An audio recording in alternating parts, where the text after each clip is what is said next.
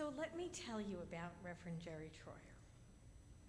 He's the senior minister of the Joyful Living Church, Curry Mesa, correct? Claremont Mesa. He's been a senior minister there for 8 years. Hit the ground running right after graduation. I've heard that somewhere before.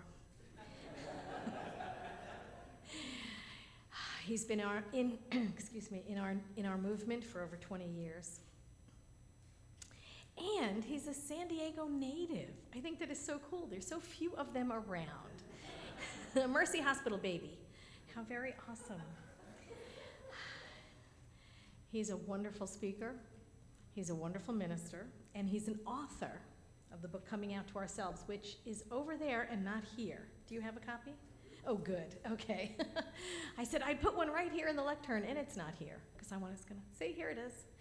Reverend Jerry will tell us. He is here today to talk with us, and he brought his life partner, who is also Jerry. Isn't that awesome? I love it. Jerry Collins. I think that's just so dear. Please help me welcome the Most Reverend Jerry Troyer.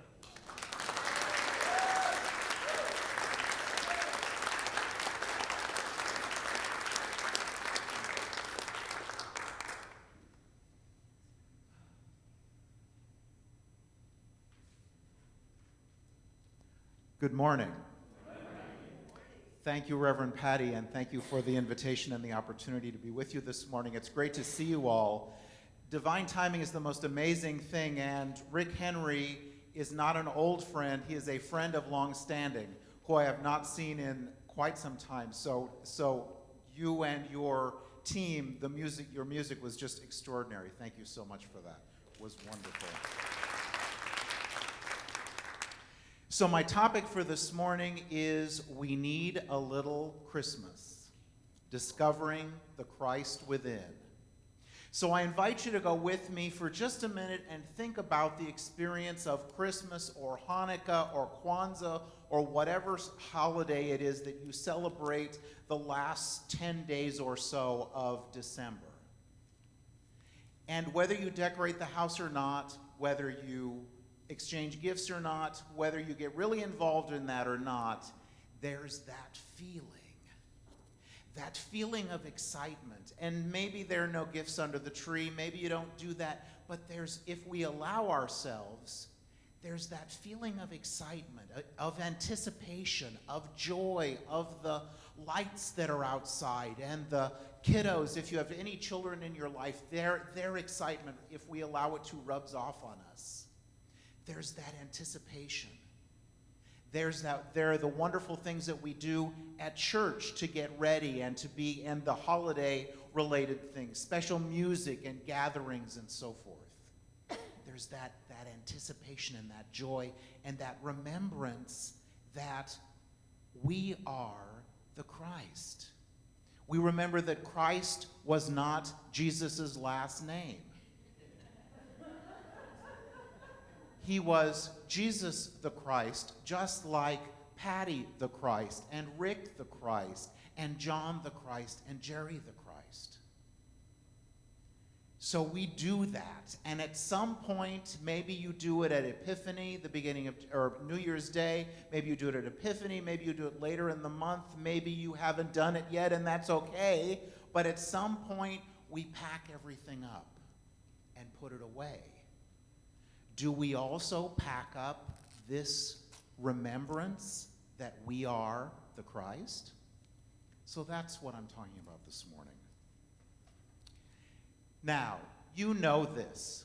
You know everything we've talked about up till now. You know everything we're going to talk about between now and when we finish this morning. And your ego might be saying, got this. And that's okay. But you know that long, involved, sometimes challenging journey from the head to the heart. So I invite you to stay with me this morning in conscious awareness of this journey from the head to the heart. Don't worry about what's for lunch.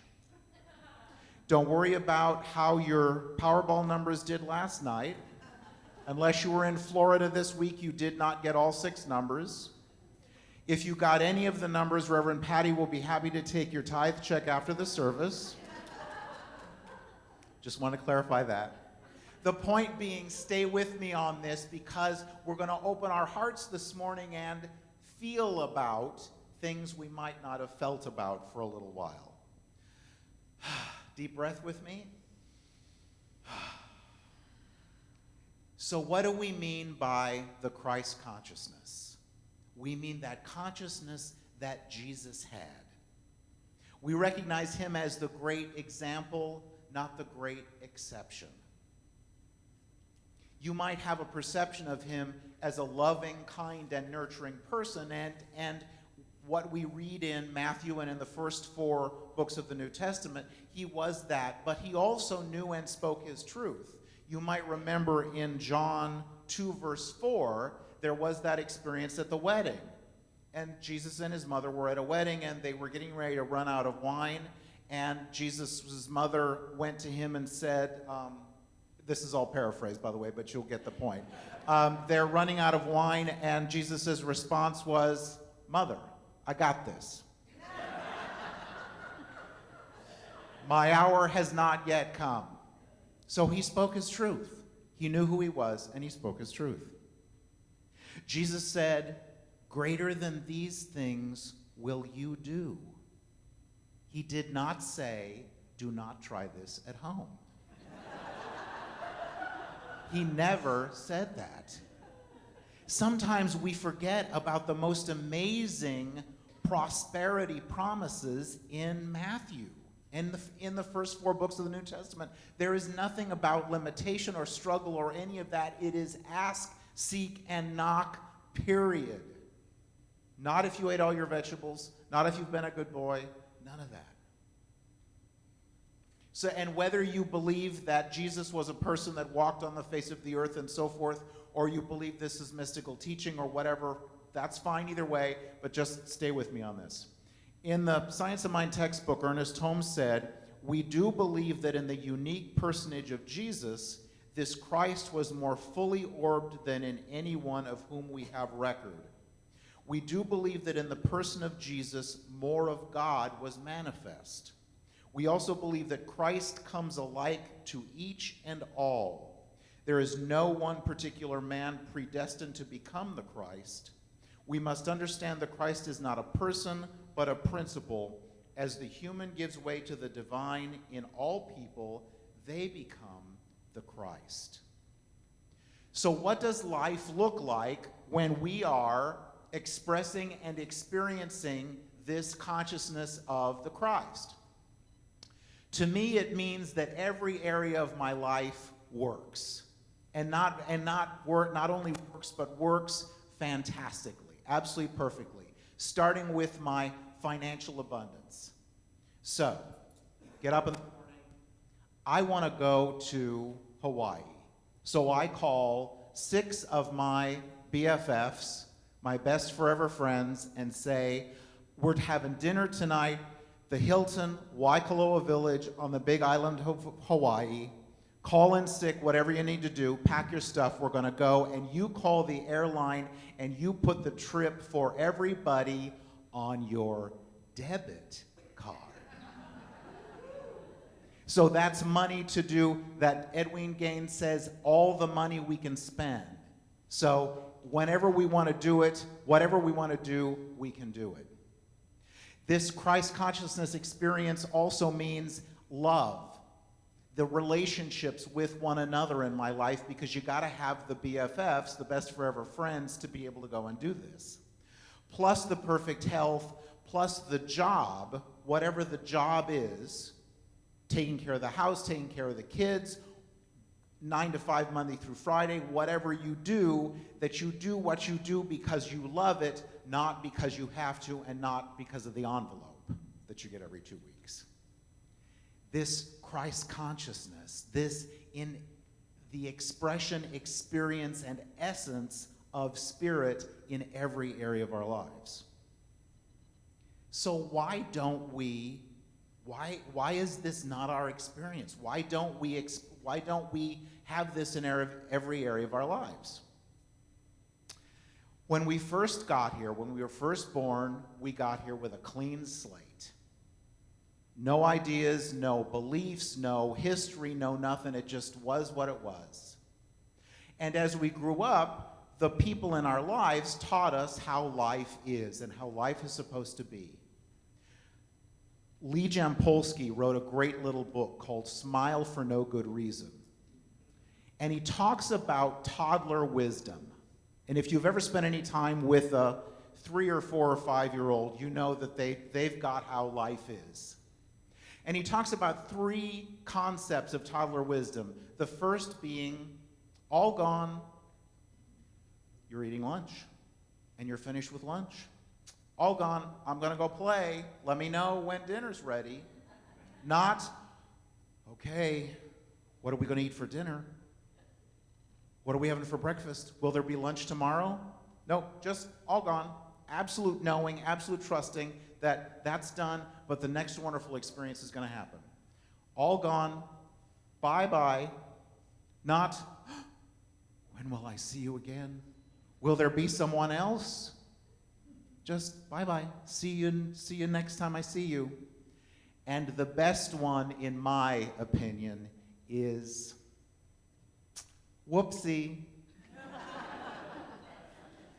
Spilled the milk, stepped on the dog, broke the whatever, whoopsie.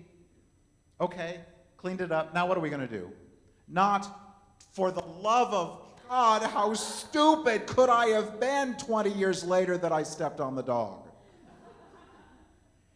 It's that the moment by moment, it's the in the present moment, this wonderful toddler wisdom. So that's where we came from, but as we went along, we started to collect these ideas about how life should be and how life is, and we were taught by our parents based on what they knew, and by our grandparents, and by, with all due respect, by our ministers about what they knew, and they invited us to take that as our experience. But it's not necessarily our truth. We learned a lot of good things. Put a jacket on if it's cold. Look both ways before you cross. Don't speak to strangers. That kind of stuff, that's important. But we also learned things about life, about how relationships should be, and how money is. Have you ever thought about your relationship with money? We were taught a lot of things. We were taught the early bird catches the worm, but we were also taught good things come to those who wait. So which is it? We get to decide, but we haven't. So often we've just accepted whatever the truth is, and we've brought it along and haven't stopped to question what's really true for us. We might have rules based on what we were taught about how it's supposed to be, that you're not supposed to, and notice that word supposed to and should. I believe somebody should open the dictionary and cut them out and throw them away, because if you ever get the idea of I really should do this, chances are you don't want to. If you get an idea that I'm supposed to do this, chances are you don't want to. We might have the idea that we're supposed to get married when we're a certain age, that we're not supposed to have children until after we're married, that we're supposed to marry someone of the opposite sex, and the marriage is supposed to last forever. And if it didn't, and if we didn't, sometimes we carry that shame and that guilt because we broke our rule. We might have made a mess. If you can find me someone who has not made a mess, I would love to hear about it, because most of us in this thing we call life spilled the milk, stepped on the dog, turned over the dozen eggs, whatever it was, or something above that. So what happens when we do this? In my book called Coming Out to Ourselves, which I'll talk about in a few minutes, admitting, accepting, and embracing who we truly are, I talk about one of my rules about being on time. Jerry and I lived in the Boston area in 1994 and 95. So having been born at Mercy Hospital, lived in San Diego all my life, except for the 2 years in Boston, it was a great adventure. Of course, it doesn't snow so much in San Diego. You don't have to shovel the walk so much. You don't have to dig the car out so much. But in the Northeast, we did, and it was a wonderful experience. And my very first business trip was to a technology company outside of Philadelphia. Now, if you're familiar with that area, you know that the turnpikes aren't like the highways in California. In California, if you miss the off-ramp, you just go down a mile or two and go down and do what you do and then come back. Well, on the Pennsylvania Turnpike, and Bruce and Marjorie, you know this, and many of you probably do as well, on the Pennsylvania Turnpike, it's not so easy. The next off-ramp is 10 miles down the way in the snow before there were cell phones, or at least I didn't have one in 1994. So to make a long story even longer, I'm late. I'm 20 minutes late. I almost had to be hospitalized. Oh my dear God. This guy is going to be royally honked off. He's going to think that I don't respect him. We're probably going to lose the contract, which means I'm going to lose my job, which means we're going to be selling matches in the snow. And if you ever do you do the drama mind thing?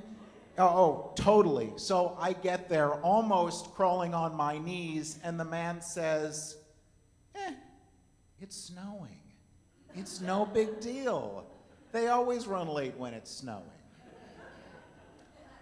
Where did I get this rule? I mean, this is by God, you better be there. I'd rather be there 45 minutes early than 5 minutes late, because if you're late, it shows blah, blah, blah. It was my father's rule that worked for him, and 99 times out of 100 it works for me, but it doesn't always. What rules do we bring with us, whether we're aware of it or not, that drive our lives? And when we disobey or someone else disobeys, well, you're late to dinner at my house or whatever. What does that mean? It means you're late. It means we said 6 o'clock and you got there at 6:15. That's all it means. But we attach the meaning and we carry it with us. If you broke a rule, you might have that shame and that guilt that you carry with us, and it might have been from years and years and decades ago, based on what someone taught you. But listen to the words from the Buddha. Believe nothing because someone wise has said it. Believe nothing because it is generally held. Believe nothing because it has been written down. Believe nothing because it is said to be godly. Believe nothing because someone else believes it. Believe only what you yourself discover to be true. We make it up as we go along oftentimes, and you might have had the experience where you went out last night. You met somebody at a restaurant, you went to a bar, you met somebody, you had a great time, you exchanged phone numbers, email addresses. Hey, I'll ping you tomorrow morning, and after church we'll get together. But it'll be after church, and what if they don't call? And then it's Monday, and they haven't called. And then it's Tuesday, and they didn't call. Or what if it was your birthday last week, and your best friend, or your son or daughter, or someone else really important in your life didn't send a card? What does it mean? It means they didn't send a card. But how often do we attach the meaning? Oh my God. Well, I'm never speaking to them again. I cannot believe they did that. Or I'm never going to find anybody. I'm never going to be in a relationship. I'm too fat, too thin, too stupid, too old, too whatever. And the reason they didn't call is because they lost our number, or they got busy with family stuff, or they didn't call. The point is, we're always making up our story. We're always deciding what's true for us. So how do we know there's a situation? How do we know there's something that we need to look at? And I would suggest that look at those New Year's resolutions. If you do that, it's now been 4 months and some number of days. If your New Year's resolution list for 2013 looks like it did in 2012, which looked like 2011, which looked like 2010, there might be a situation. And the situation is we get to look at what we say is important to us and decide if it is. And if it is, why am I not able to, and you get to fill in the blank. These feelings of being less than, these feelings and beliefs of guilt and shame and all this stuff from maybe what happened decades ago keep us from experiencing all the good that life has for us. It keeps us from manifesting those most amazing experiences and goodies, for lack of a better word. And there's this great book that I just love to quote out of, and I will just be so happy to quote out of my very own book, which is pretty exciting. There's just one chapter about spirituality because I really wanted to get to people who might not have been in church for a really, really long time. And so it's by Reverend Jerry Troyer. So I used my reverendship as the author, but I just put a little bit about spirituality, and I quoted Neville Goddard. You might remember him. He's an early New Thought writer, and he says, from his book, Feeling is the Secret, to seek on the outside for that which you do not feel you are is to seek in vain. For we never find that which we want, we only find that which we are. So if we're seeking love, if we're seeking abundance, if we're seeking peace, but we don't recognize that that's the truth of who we are on the inside, we're not able to experience it.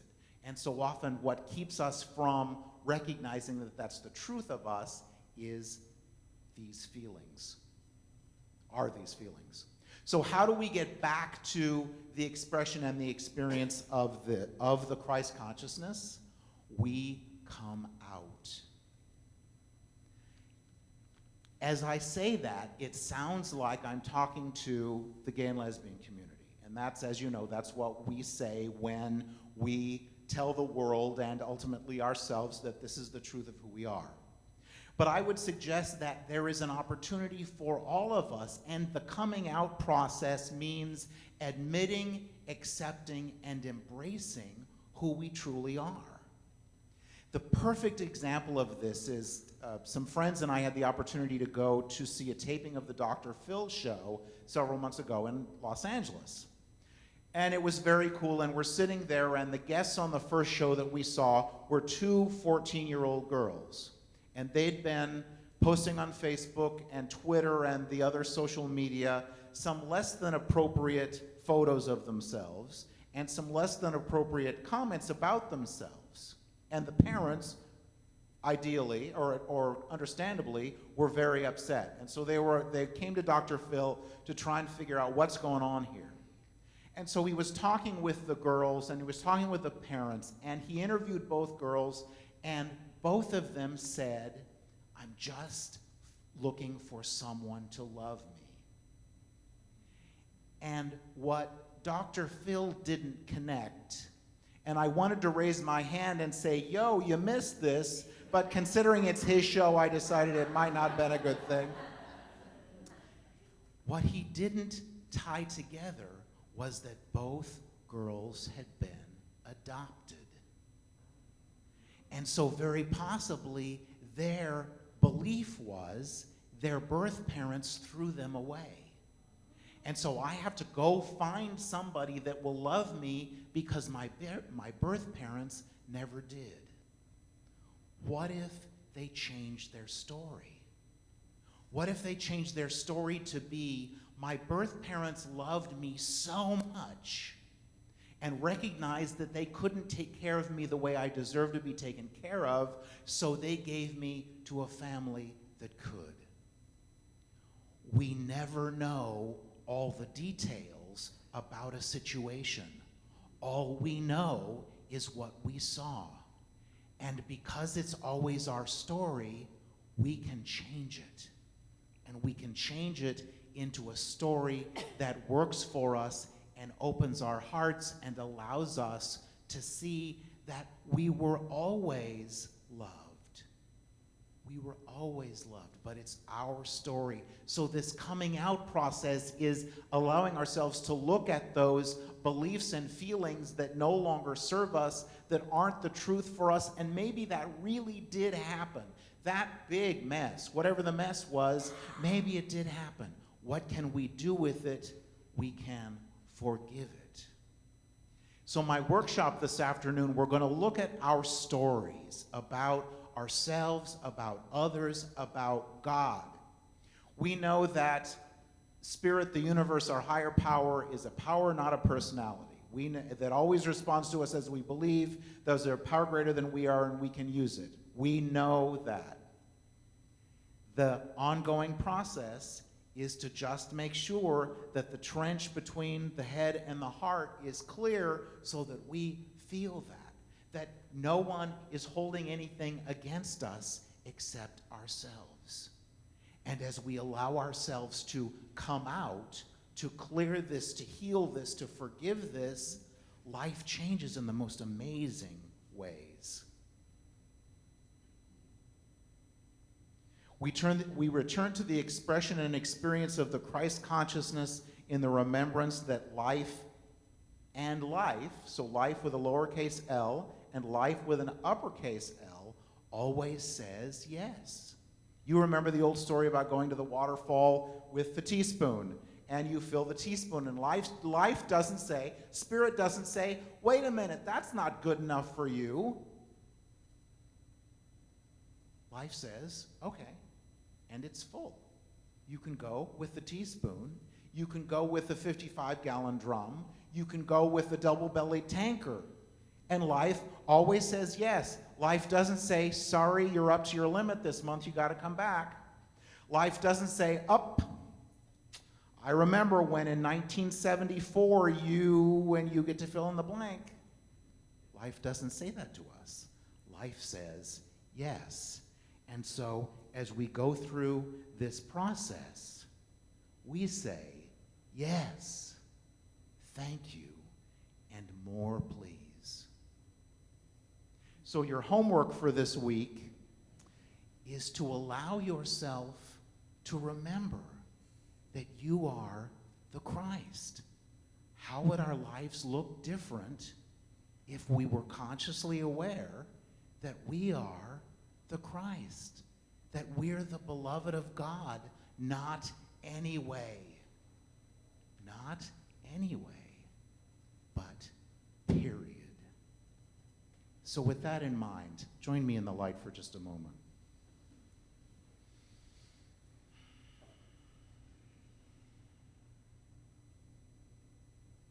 So in the peace and the quiet of this moment, we allow ourselves to be reminded of our oneness, with the God presence with one another and with all of life. And we give great thanks for the opportunity to be together this morning, for this wonderful place we call Vision, for this wonderful spiritual community, for the love and the joy and the peace that is in this very room. And we say yes, thank you, and more please. Yes to everything that's happened, knowing that as A Course in Miracles says, everyone and everything leans toward us to bless us. And so we allow ourselves to open our hearts and see the blessing. It might not be obvious, but there was always a gift. And as we see that, and as we feel that, and as we accept that, we allow ourselves to forgive, to heal, and to express and experience truly who we are, that being the beloved of God.